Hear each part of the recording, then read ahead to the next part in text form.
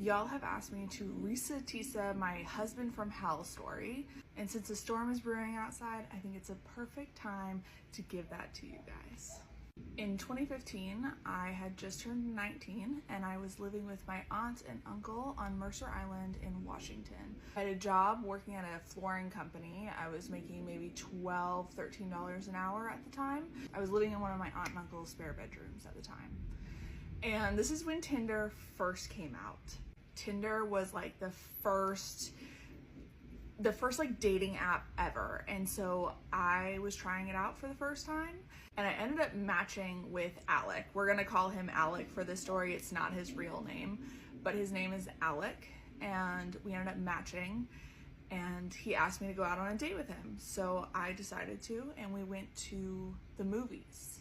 Now Alec was incredibly handsome, incredibly good looking. He was 6'6", and he claimed to be a professional baseball player with a 98-mile fastball. He claimed to have his own house, to also have his own construction company, just be home for the off season. Alec and I went out on this date and nothing seemed odd on this date. It was a very regular hanging out, watched the movie and at the movie theater.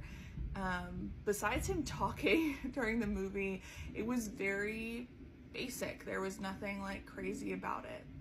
And so we continued to go on dates. And there were really no red flags that I saw. He had his own truck. He always seemed to have money for dinner and going out. At this point in my life, I felt very alone, like extremely alone. My aunt and uncle were in their own space and my cousins would come to visit, but I was not allowed to really have friends over at the house. And I tried to make myself as scarce as possible because it wasn't my house. So if I was not working, I was hanging out with friends, going out, doing whatever. On top of that, my relationship with my mom and my dad were strained.